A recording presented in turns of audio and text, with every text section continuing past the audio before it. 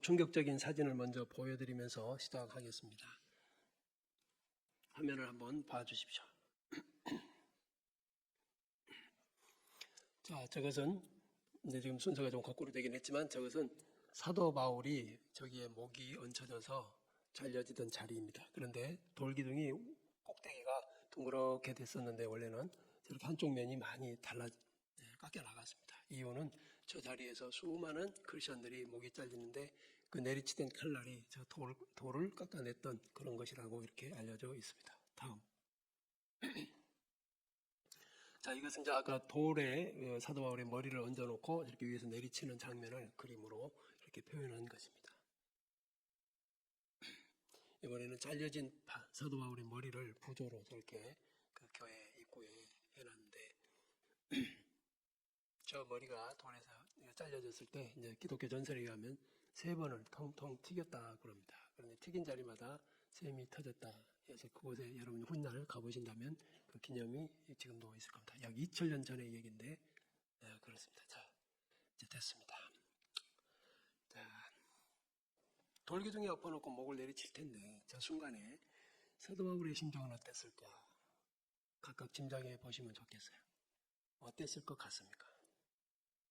아마 여러분의 지금의 신앙 수준에 맞는 답을 찾으셨을 거예요. 어떤 사람은 굉장히 두려웠을 거다. 벌벌 떨었을 걸. 그런데 평안했을까?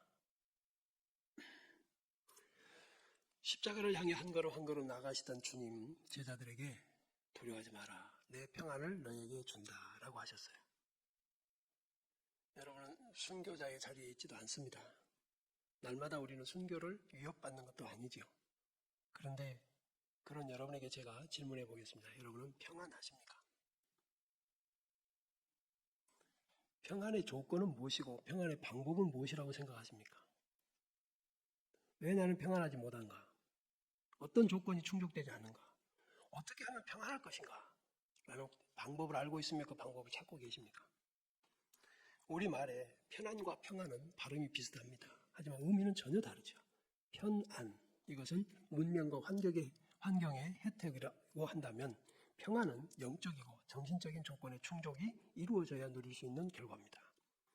오늘 우리가 읽었던 골로새 3장 1절로 17절은 본문이 길지만 여러 가지 이유로 평강을 잃어버린 하나님의 자녀들에게 우리 주 예수 그리스도를 모범으로 해서 평강을 누리도록 가르쳐 주십니다. 하나님 아버지가 자녀들에게, 구원하신 자녀들에게 얘들아 이렇게 사는 게 평안한 거야. 평안, 편안이 아니라 평안. 자, 그렇다면 여러분도 그렇게 원하셨던 평안함은 오늘 본문에서 잘 들으시고 또 찾아서 앞으로 남은 생애에 적용하는 그런 기회를 갖게 된 줄로 믿고 이 시간에 경청하시기를 바랍니다.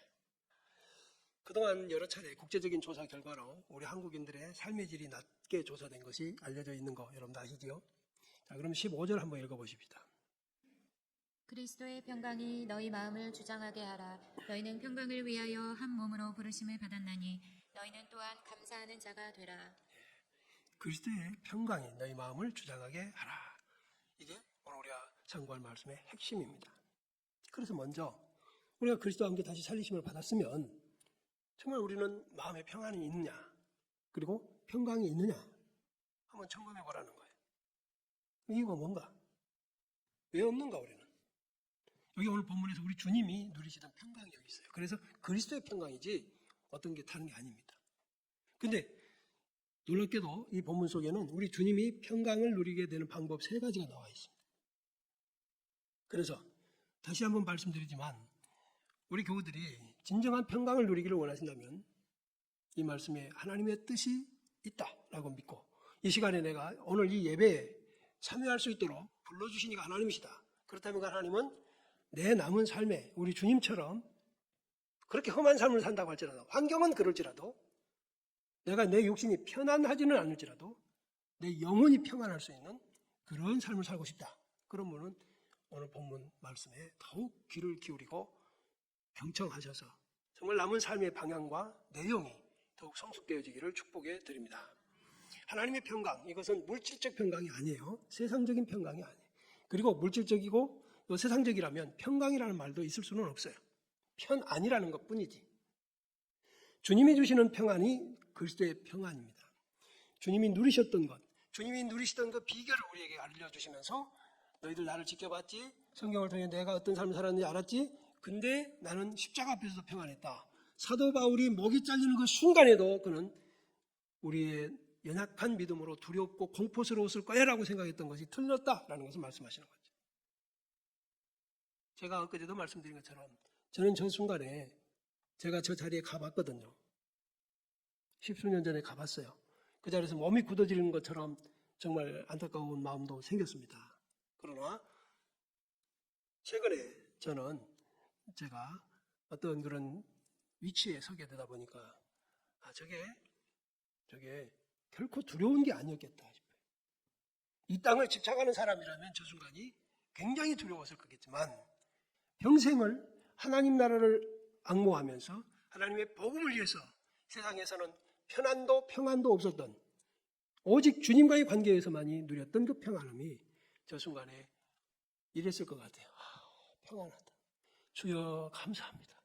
이제 나는 이 순간만 지나면 하나님 나라에 안착하게 될 줄로 믿습니다.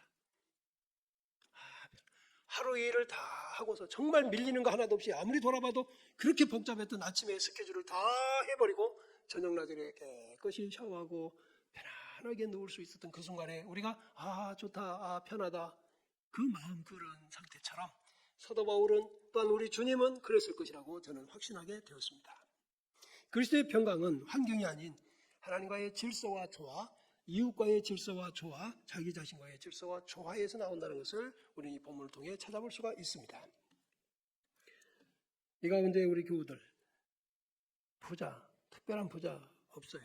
그래서 제가 말씀드리기가 더 좋은 것 같아요. 우리는 고만고만하니까. 여러분, 재물이 있어도 하나님과의 조화가 질서가 없었던 사람도 성경의 비극적 결말을 가지고 우리에게 소개된 거 알고 계시지요? 그러나 재물이 없어도 이렇게 평안하고 평강을 남에게도 나눠줄 수 있을 만큼만 삶을 살아낸 이도 있다는 사실을 우리는 또 기억해둬야 됩니다.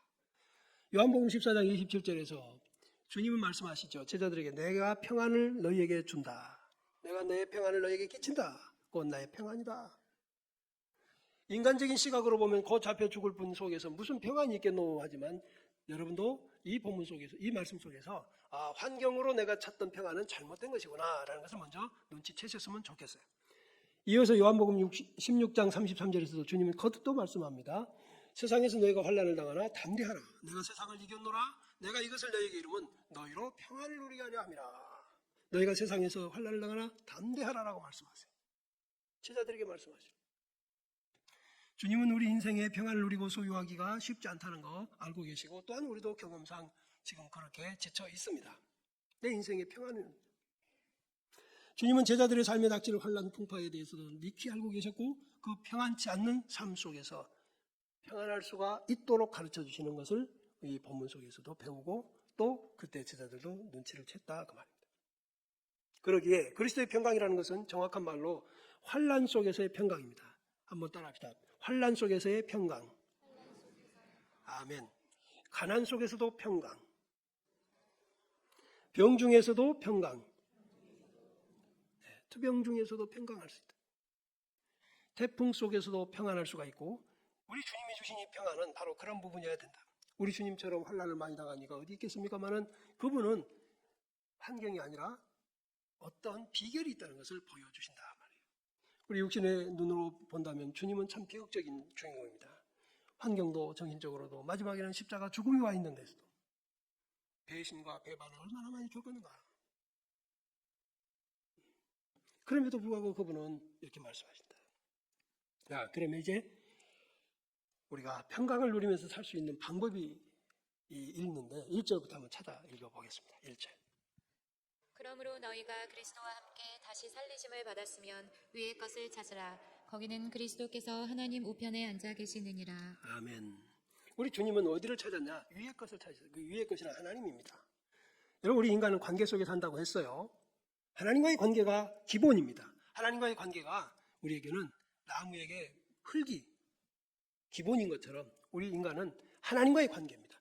하나님을 떠나 있고 하나님을 모르고 하나님을 배신한 자는 세상에 어떤 것을 쌓았더라도 어떤 것을 누릴지라도 여러분께 제가 질문 한번 해보겠습니다. 우리 교우들은 그래도 제법 젊은 분들도 계시니까 꿈도 야망도 있을 걸로 믿고 찾아볼게요.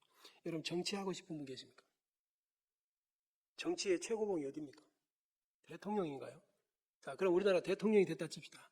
우리나라 대통령 별것 아니죠? 강대국 사이에 껴가지고 이리 오라 그러면 이리 가고 저리 가라면 저리 가는 게 우리나라 대통령이에요.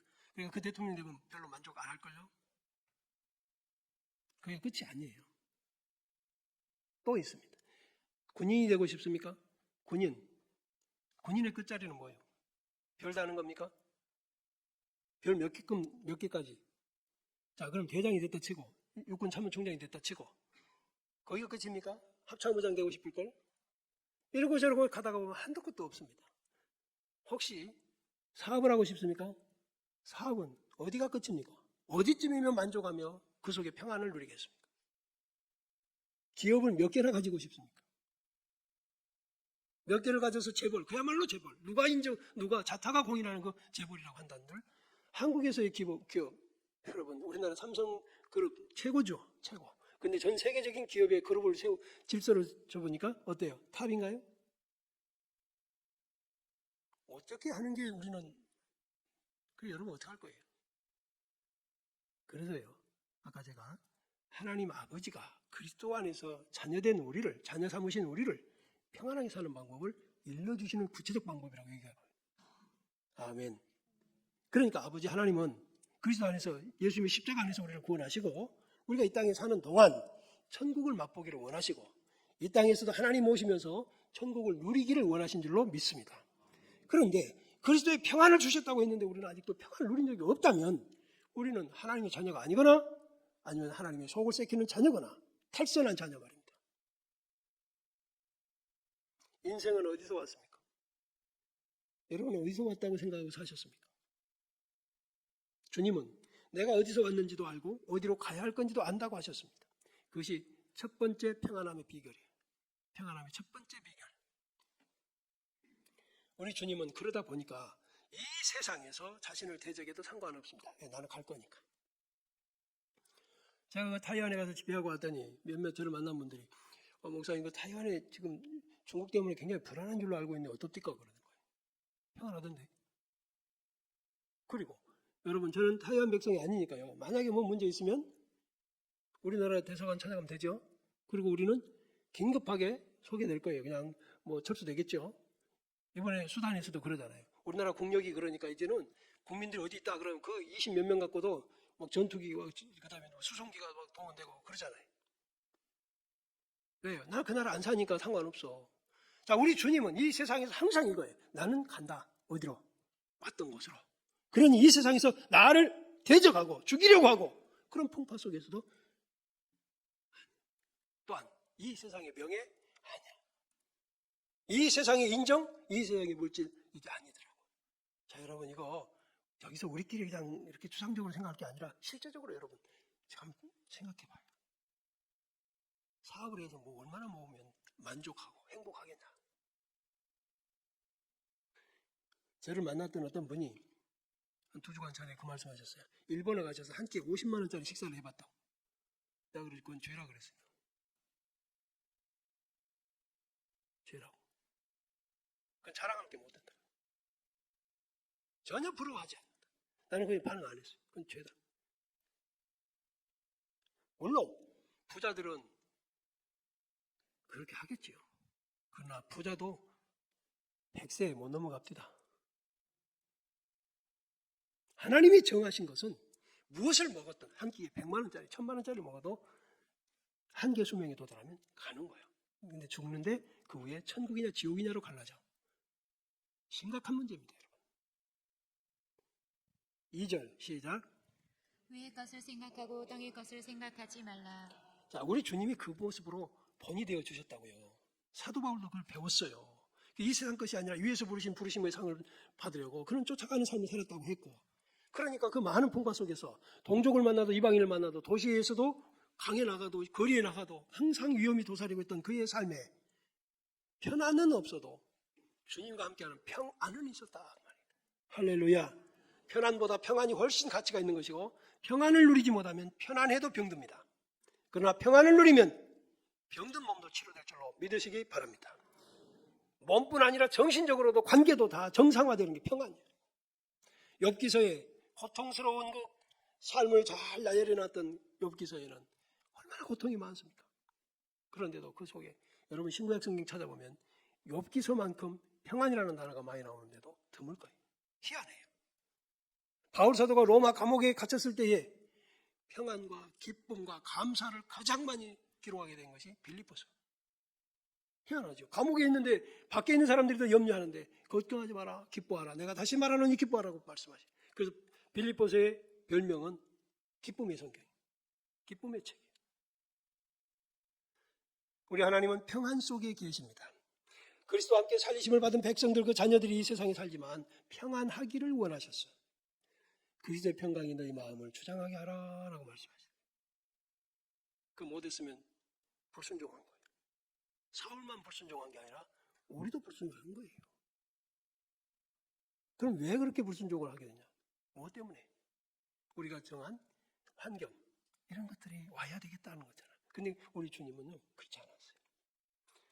우리는 어디서 왔다가 어디로 갈 줄 모른 채 살아왔습니다. 이 땅에 속한 줄 알고 이 땅에서 잘 살고 이 땅에서 인정받고 이 땅에서 누리려고 했던 것이다.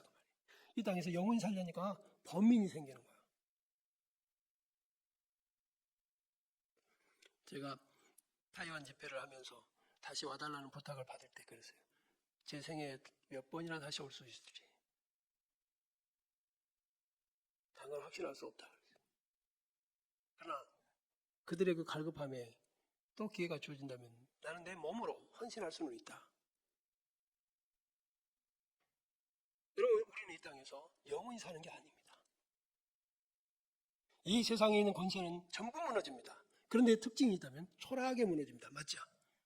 모든 권세는 초라하게 무너져요. 비참하게 무너져요. 그야말로 정성집 개가 죽으면 문턱에 사라질 정도로 문상객들이 줄을 잇지만 막상 정성이 죽으면 개미새끼 하나 얼씬거리지 않는다는 말이 생겨날 정도로 인간의 삶은 냉혹합니다. 그런데도 불구하고 우리 인생이 어찌나 어리석은지 마치 분화비처럼 권세의 불 속에 계속 뛰어듭니다. 앞에 들어간 것이 터져서 죽는 것을 보면서도 또 들어가고 또 정치하려고 하는, 그래서 평안이 없는 삶을 사는 것이지요. 본인만 평안이 없는 게 아니에요.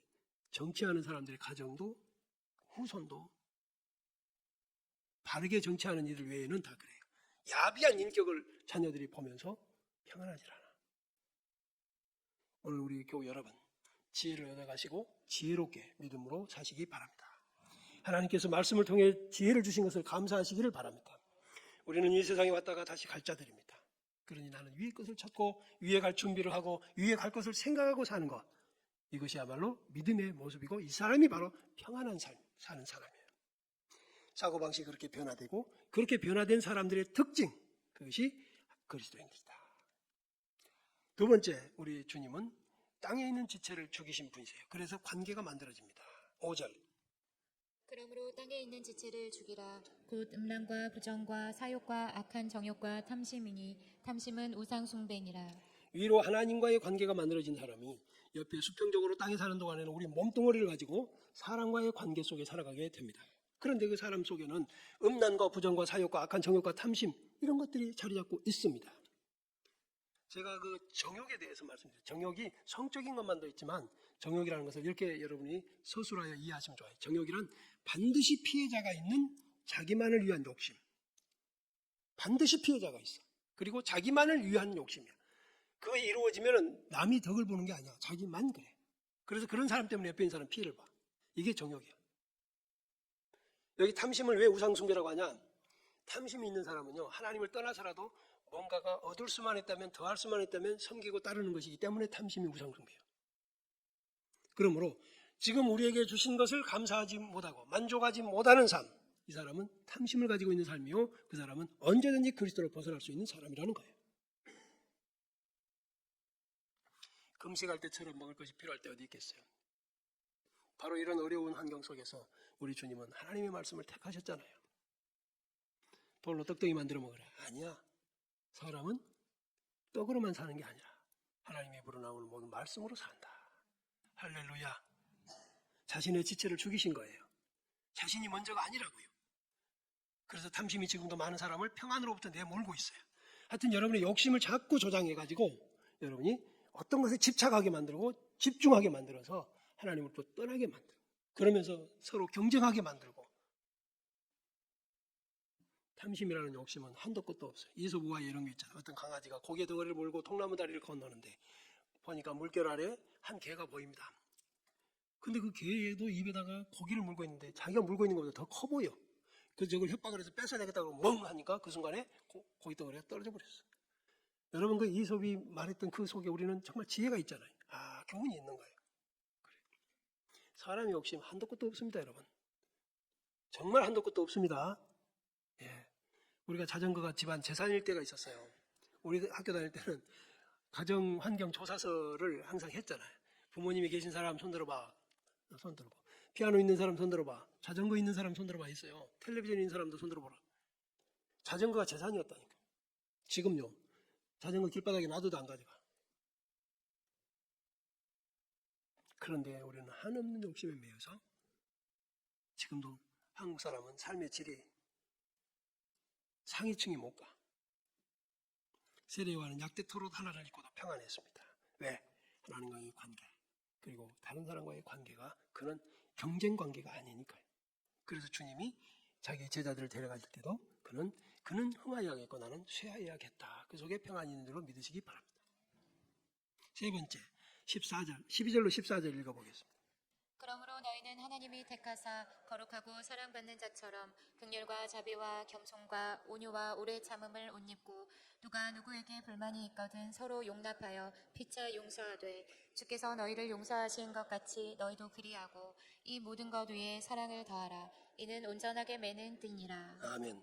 이 모든 것 위에 사랑을 더하라. 이는 온전하게 매는 띠니라. 14절 말씀은 우리가 이 땅에 사는 동안에 정말 이 관계 그래서 평안이 평강입니다. 원래는 지금 평강이라고 하셨잖아요. 평강은 제가 늘 말씀을 드린 것처럼 관계의 정립 속에서 나오는 관계가 바르게 정립되었을 때 나오는 평안을 말한다 그랬어요. 그러니까 그리스도의 평강이라는 말은 위로 하나님과의 관계 그 다음에 옆으로는 사람과의 관계 세 번째로는 자기 자신과의 관계를 정립한 사람이 누리는 평안을 평강이라고 그런다 그 말이에요. 그런데 지금 이 세상에서 우리가 사는 동안에 옆에 사람들에게 혐의, 용서, 다른 사람의 실수 이런 것들을 어떻게 받아줄 것이냐 그걸 못하면 우리는 평강을 못 누린다고요. 관계가 정립이 안 된다 그 말이에요. 지금 여기 계신 우리 교우들도 여러 사람들 속에 삽니다. 다 서로 교회 안에서 이제 만나졌잖아요. 우리 무선 중앙교를 통해서 만나졌어요. 그 어떤 기관에 속하고 함께 일도 해봐요. 그 속에서 내 생각과 네 생각이 다를 수 있어요. 어떤 사람은 고집이 유난히 강하기도 해요. 너무나 입이 거칠기도 해요. 방법이 아주 서툴기도 해요. 그럴 때 우리는 어떡하냐? 그때 평강이 깨져. 그런데 주님은 그리스도의 평강을 놓치지 마라 라고 하죠. 그러면서 사랑을 더해라. 아멘. 여러분 우리가 한 자루 안에 들었던 콩처럼 그래서 하나라고 생각하면 안 되잖아요. 콩 자루가 입구가 열리면 싹 쏟아져 버리잖아. 그런데 그 콩 자루를 통째로 삶아서 짓이기면 하나가 되죠. 누가 누구 게 없어요. 그때는 크고 작은 게 없죠. 화목의 떡, 하나님 앞에 바쳐졌던 진설병은 그랬던 거예요. 고운 밀을 그렇게 했어요. 거기 떡 하나를 만들 때 얼마나 많은 밀이 부서졌을까요? 크기가 크고 작고 생김새가 다른 이러고 저러고 했는데도 다 부서져서 하나님이 받으실 만한 떡이 되는 거예요. 이 교회에서 내가 안 부서지면, 내가 깨지지 않으면 우리 교회는 하나가 될 수 없다라는 생각을 해봐요. 여러분 집에 여러분이 변하면 다 변화시킬 수 있지만 여러분이 안 변하면 절대 안 변합니다. 그런데 우리는 탓을 하잖아요. 배우자 탓을 하고 부모 탓을 하고 자식 탓을 하고 형제간의 탓을 하고 너무나 달라요. 그런데 거기에 사랑을 더하면요. 사랑이 어떤 역할을 하냐면 띠야 띠. 여러 흩어져 있는 것을 나무가 여러 가지 있는데 그걸 전부 모아가지고 한번 띠로 딱 묶으면 끈으로 묶으면 하나가 돼요. 한 덩어리가 돼요. 할렐루야. 그러니 우리가 남의 흠이 보인다는 말은 먼저 내가 사랑이 없구나부터 보는 것 같아요. 그런데 그 흠을 가지고 덮어주면 사랑이고 함처럼 다른 사람이 가서 얘기하면 하나님의 응징을 받게 된다. 이 평안은 물질이나 자리 보존을 통해서 누릴 수 있는 게 아니에요.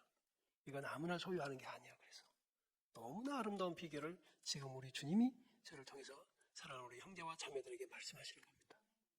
여러분들이 평안하기를 얼마나 바라시는 게 아버지 하나님이신가. 평안은 물질적으로나 사람이 느끼는 감각적으로 느끼는 게 아니야. 그러나 이 평안이 없으면 겉으로 드러나는 그 어떤 것도 정돈이 되지 않습니다. 그래서 평안이 중요한 건데, 예를 들어서 불이 났다. 그러면 평안이 사라지면서 판단력, 분별력, 일의 순서가 뒤엉켜. 어떻게 해볼 줄을 몰라. 근데 그 초기 골든타임을 놓치니까 우왕좌왕하다가 불이 확 타버려. 인간관계도 평안을 놓치면 내가 이 순간에 무슨 말을 해야 될지 몰라. 그죠? 어떤 분들은 화부터 딱 내놓고 시작하거든. 그럼 평안 깨진 거야. 그러니까 논리가 약해서 나중에는 사과하게 되고 부끄럽게 되죠. 긍휼과 자비와 겸손과 온유와 오래 참음으로 옷을 입으라 그랬습니다. 옷. 이 말은 드러나는 거다 그 말이에요. 긍휼이 드러나는 삶을 살아야 되고 자비가 드러나는 삶, 겸손함이 드러나는 삶을 살아라 그 말이에요. 할렐루야. 오래 참으면 돌아오지 않을 사람도 없더라고요. 물론 뭐 예외도 있겠지만 그러나 그래도 우리는 주님이 우리를 대하여서 오래 참으신 같은 그 참음을 배워갑시다. 이 세상 사는 동안에 오래 참지 않고 평강을 누렸다는 사람은 없습니다. 또한 교만한 사람이 평강을 누린 사람은 없어요. 무자비한 삶을 산 사람이 평강을 누린 적도 없습니다. 누가 누구에게 혐의가 있거든 서로 용서하라. 서로입니다. 서로 용서하라. 이 말은 너도 약점이 있고 저도 약점이 있다 그 말이에요. 아멘. 우리가 많은 부분 착각을 하는데 나는 온전하다는 거야.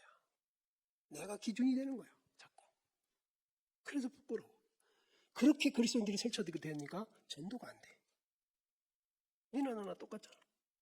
그런데 우리가 여기 나온 이런 것을 옷을 입고 살면 이걸로 그리스도인이라는 것을 특징화한다면 얼마나 우리 하나님 아버지가 영광을 받으시고 그리스도인들은 어디에서나 환영받고 저들이 어렵고 답답한 문제를 해결해주는 하나님의 도구로 쓰임이 될까. 자, 또 12절 한 번 더. 그러므로 너희는 하나님이 택하사 거룩하고 사랑받는 자처럼 긍휼과 자비와 겸손과 온유와 오래 참음을 옷 입고 그 다음에 누가 누구에게 불만이 있거든 서로 용하여 피차 용서하되 주께서 너희를 용서하신 것 같이 너희도 그리하고. 단서가 하나 딱 붙습니다. 서로 용납한데 주께서 너희를 용서하신 것 같이 너희도 그래라. 우리가 주기도문에서도 우리가 우리에게 죄 지은 자를 사하여 준 것 같이 우리 죄도 사하여 준. 여러분 여기 살면서 나는 아무개는 도무지 용서가 안 돼. 내가 죽었으면 죽었지는 안 돼. 어떤 사람은 이렇게도 표현해요. 내 눈에 흙이 들어가기 전에 안 돼. 그 사람에게 흙바람이 착 불어. 교회 여러분, 주님이 나 같은 것도 용서하셨다는 생각을 해보라는 말씀입니다. 이게. 그러면 됐죠? 그리스도의 평안입니다. 여러분 세상의 평안이 아니야. 우리 주님이 우리에게 남겨주신 평안. 이걸 꼭 기억합시다. 마지막으로 우리 주님이 이 속에서 너희들이 어려운 환경에 살고 있는데 내가 환경을 개선해 줄 테니까 평안을 누려라 이 말이 아니라는 거 기억해야 돼요. 환경을 개선해서 평안을 누리라는 게 아니라 환경은 여전하지만 그 속에 하나님과의 관계, 이웃과의 관계에서 평안을 누려라. 그 다음에 이제 마지막 자신과의 관계. 그것이 15절, 17절 있습니다. 15절로 17절 시작. 그리스도의 평강이 너희 마음을 주장하게 하라. 너희는 평강을 위하여 한 몸으로 부르심을 받았나니 너희는 또한 감사하는 자가 되라. 그리스도의 말씀이 너희 속에 풍성히 거하여 모든 지혜로 피차 가르치며 권면하고 시와 찬송과 신령한 노래를 부르며 감사하는 마음으로 하나님을 찬양하고 또 무엇을 하든지 말이나 일에나 다 주 예수의 이름으로 하고 그를 힘입어 하나님 아버지께 감사하라. 아멘. 자, 여전히 이웃과의 관계, 평강을 위하여 한 몸으로 불렀다 하는 말씀이 있죠. 그런데 그 뒤에 보면 계속해서 무엇이 들어있냐면 그리스도 곧 하나님께서 너희에게 준 모든 환경에 대해서 감사하는 자가 되라. 그리고 그 환경을 그냥 가만히 있으면 안 돼. 그 환경을 노래를 해. 그 환경을 가지고 시를 만들어. 그런 삶을 살라는 말씀입니다. 그래서 무엇을 하든지 말이나 일이나 다 예수의 이름으로 하지 네 이름으로 하는 게 아니야. 정리해봐요. 여러분 자신에게 대해서 아쉬움이 있죠? 나 좀 이랬으면 좋겠고 저랬으면 좋겠고 우리 집안 이랬으면 좋겠고 저랬으면 좋겠고 그럼 감사가 나와요? 아니야. 지금 우리 이런 게 감사거리야. 이 자리에 있음을 감사하라는 얘기입니다. 여러분의 가정에 지금 형편에서 감사하라는 말씀입니다. 아멘. 우리는 이 땅에서 궁핍과 한계를 겪도록 돼 있어요. 그것 속에서 하나님을 더욱, 그 결핍과 한계 속에서 하나님을 더욱 의지하는 삶을 살도록 하는 끈이 됩니다. 얼마나 감사하냐고.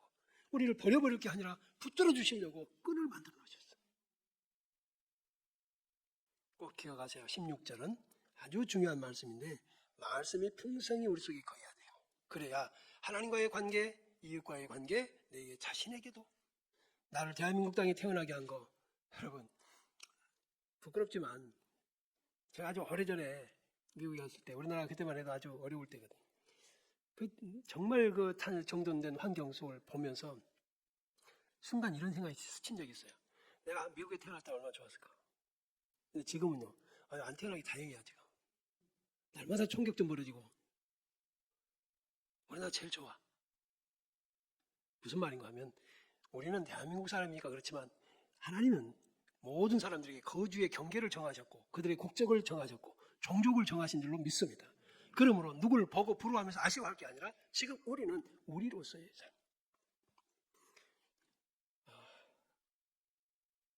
미국의 한 유명한 교수가 강의 중에 한국을 주제로 말씀하는 거 봐요. 한국의 역사.